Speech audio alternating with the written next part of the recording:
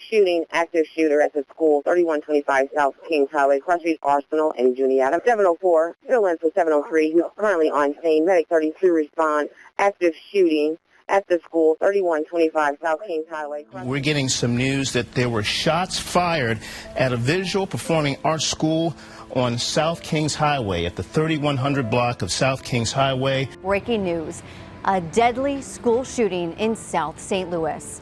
3 people are dead after police say a gunman opened fire at a high school.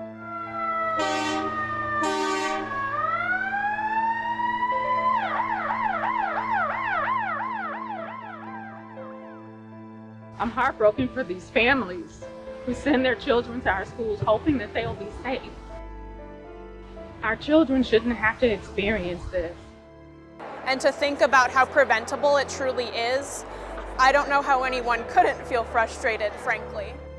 This was one of the most preventable attacks out of all of them.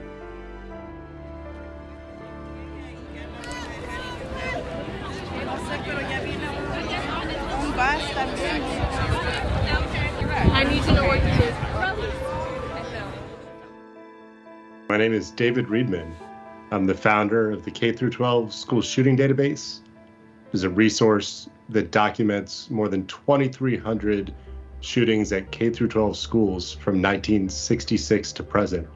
The CVPA shooting was really similar to a lot of other planned attacks. So at about 9:30 a.m. during morning classes, a former student pulled his vehicle up to a side door of the school. That door had a glass window, and even though the school had locked doors and security procedures and some security officers there at the school, the shooter was a former student who really intimately knew the layout and design of that building. So he went to that side window, either broke or shot the window, and was able to reach inside and push the door latch to open the door.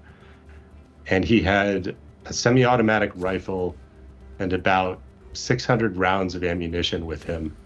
And he went up the stairs to the 3rd floor of the school.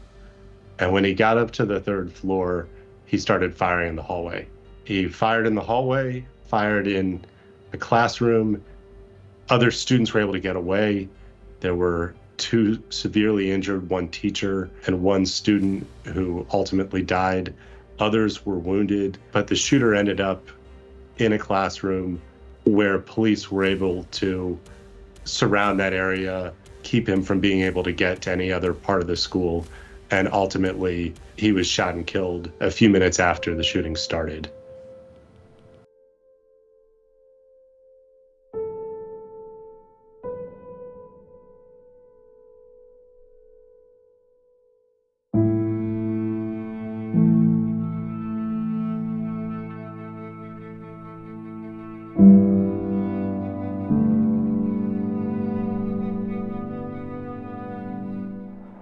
I don't understand what the motive was. I don't understand why he chose her. I don't understand any of it. I don't get it. My daughter was destined for great things. My baby had got accepted to do a dual enrollment with Forest Park for the culinary program because she wanted to follow what her mom was doing. Like, I'll be graduating next year, next May. And she was like, well, Mama, when I graduate, I'll be able to graduate with my associates just like you, and I'll have my high school diploma, because she wanted to go to school and major for dance, but she also wanted something to fall back on. But they took that from her. They took a lot from her, and it's not fair. It's not fair.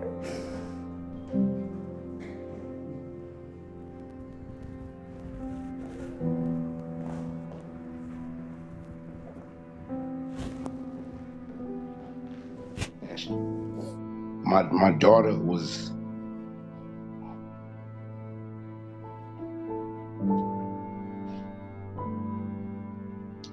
was everything. If you knew her, you knew the true meaning of happiness.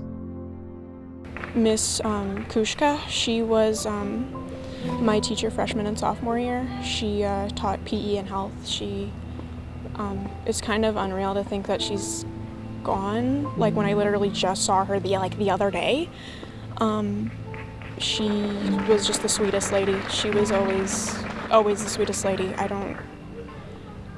It's kind of unreal. My mom impacted a lot of people.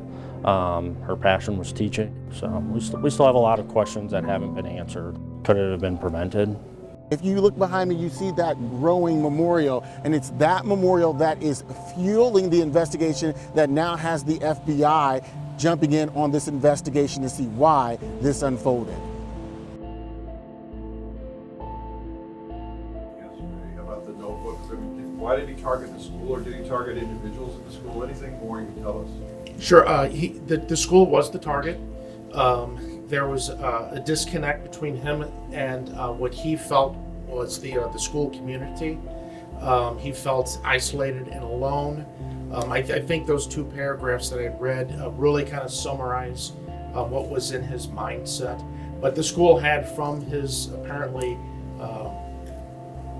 when he began in his mind that he wanted to do something, it appeared that the school had always been the target.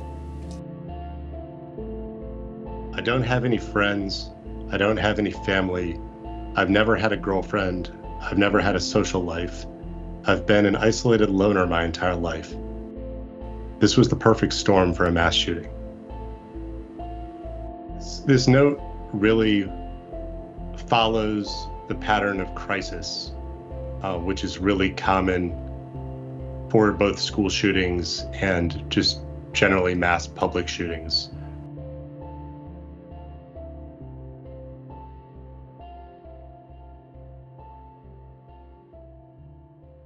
We really need to reform the way that we think about school shootings and mass shootings as being public suicides. During these attacks, the shooter doesn't have a desire to live past that attack. It's their final act. And either they'll be killed during it, they'll kill themselves during it, or there's no other option afterwards. They're going to spend the rest of their life in prison. There's no escape plan. School shootings are not random. Somebody doesn't wake up one day and decide that they're going to commit an act like this. Weeks or months or years of trauma are accompanied by overt cries for help and noticeable warning signs and red flags.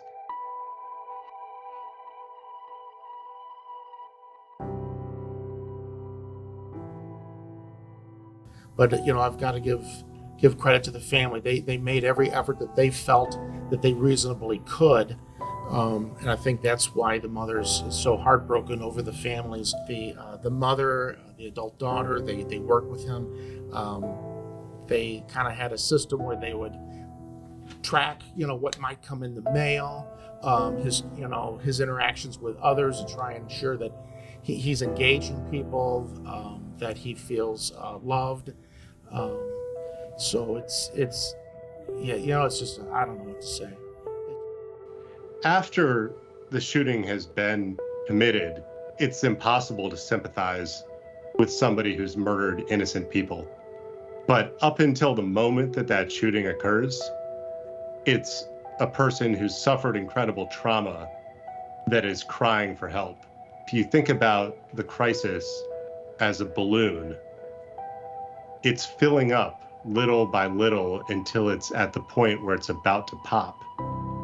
But if at any point before the balloon pops, you can let just a little bit of air out of it, then it's not going to explode.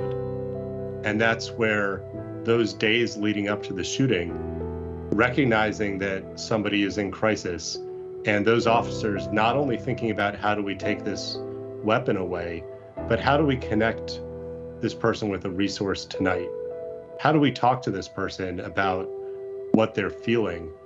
Those are the times to help somebody before we have to put them into the space of them being that horrible monster. They're not that monster until they pull the trigger. There's somebody who we have the opportunity to help and is screaming for help right up until that last moment.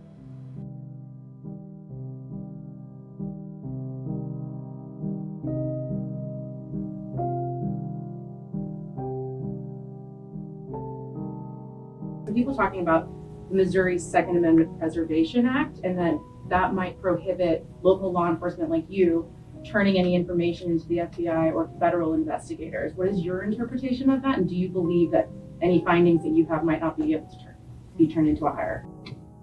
If I find something out, I'm going to pass it along. That's just public safety.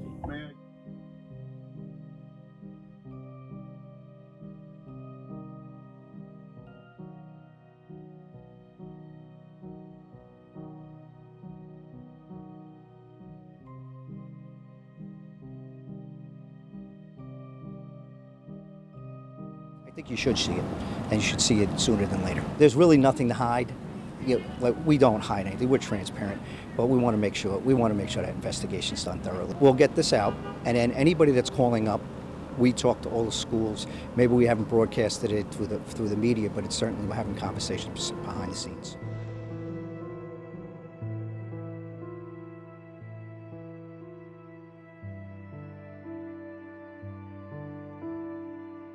His mother knew that there was a problem, and for a mother to call police because of her son, and especially for, a black woman in a predominantly black community to call officers who are likely white to come because her 19-year-old black son has a gun, that's taking enormous trust that he's not going to be locked up, that he's not going to be shot or killed in a confrontation. That is a decision that this mother certainly didn't take lightly. And she did that because she was scared for his life and she was scared for the life of others. And for the system to then fail her to the point where she took this incredible leap and risk, and then there was no action. And a couple days later, he takes that same gun to a school and kills innocent people there. That is devastating. When there's every opportunity to stop something, but short-sighted legislation ends up allowing exactly the person that you want to prevent from having a gun, it enables them to commit a school shooting.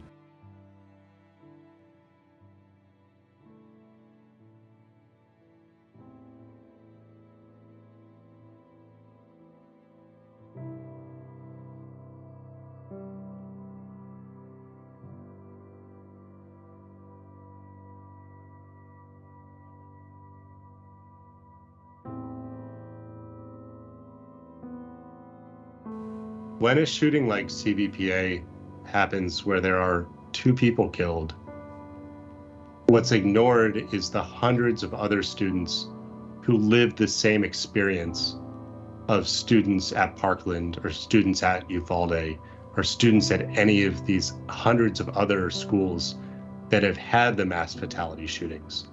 What's different is there are fewer resources for them. They're on their own to deal with the long-term consequences and impacts of surviving a war zone in their hallways. And the shame in these attacks is that there's so many forgotten victims that never get the help that they need and never get the resources that somebody should have after they've been through a situation like this. Shaking, you can see it's on physical shaking, things like that. Just scared. I can really just see it playing again in my mind. Just imagine the scene over and over again. We're walking out the building. It's blood on the ground and stuff like that. We see students covered in blood. I see a lot of kids. It was kids crying everywhere, and it was like overwhelming. Really, it was just overwhelming. I really couldn't really notice my surroundings. It was crazy. Thank you. I know that had to be hard. I appreciate it.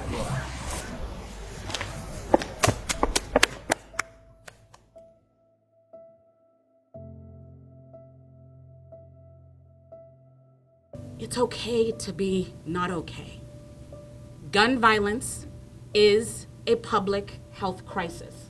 Behavioral and mental health are essential human rights and foundational principles of health and public health. Our children, our babies, who by no fault of their own went to school Monday morning, to learn and will be traumatized for the rest of their lives. Monday's events were symptomatic of this larger crisis of health and well-being.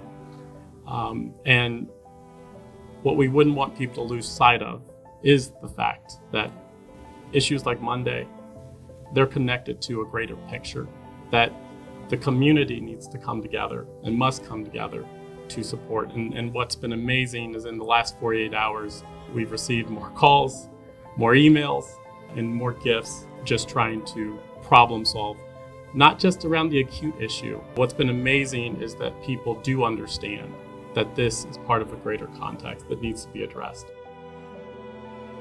We have a program called Congress in Your Classroom that's through our office, our congressional office. High school students right now, we haven't been able to bring it down to middle yet, but high school students. And when we pulled them together, we meet once a month. And we said, you're gonna put together a piece of legislation that I'm going to introduce. What do you want to talk about?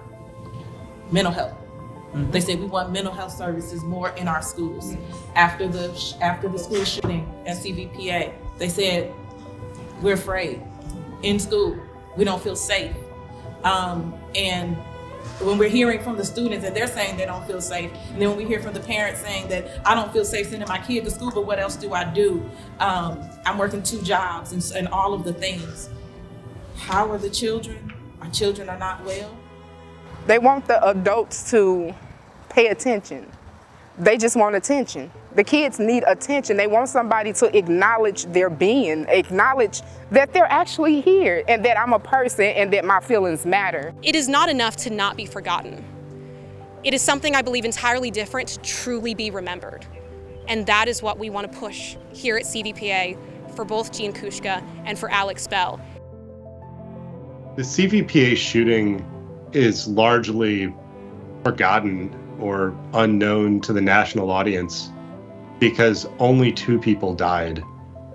And only 2 people died is a terrible way to think about a problem, which is a 19-year-old with a semi-auto rifle and hundreds of rounds of ammo going into a school.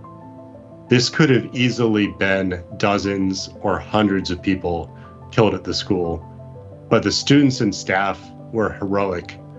And they said, we're not going to die here. We're going to get out of this building by any means possible.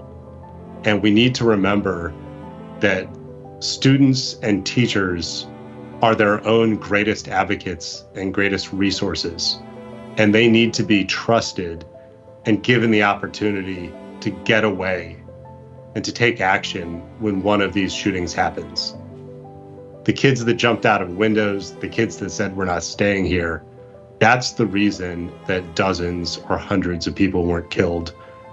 And the actions of the students and staff in that school are the reason that nobody outside of St. Louis remembers or knows about this shooting. I feel like they don't really see us or hear us. It's in social media every day. After a mass shooting, it just goes on social media. They give condolences and then nothing really happens. It's like a really toxic cycle. Once you look into the eyes of a kid and hear the kind of thing that they experienced, that's going to change some minds and give them some courage to speak truth instead of falling in line.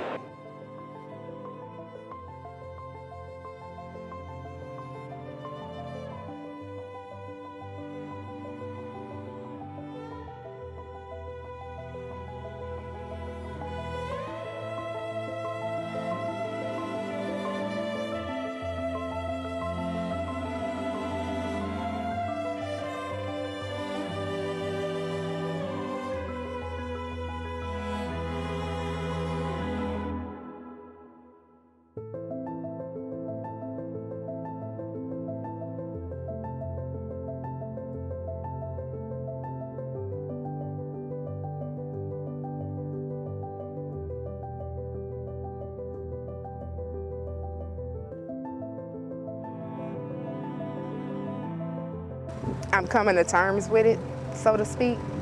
At first, my mind and my heart was battling each other, and I recently approved her headstone, so it's kind of making it real for me. There's a sense of surprise whenever it first happens, but then you're given the time to think about it and to think about how preventable it truly is. I don't know how anyone couldn't feel frustrated, frankly.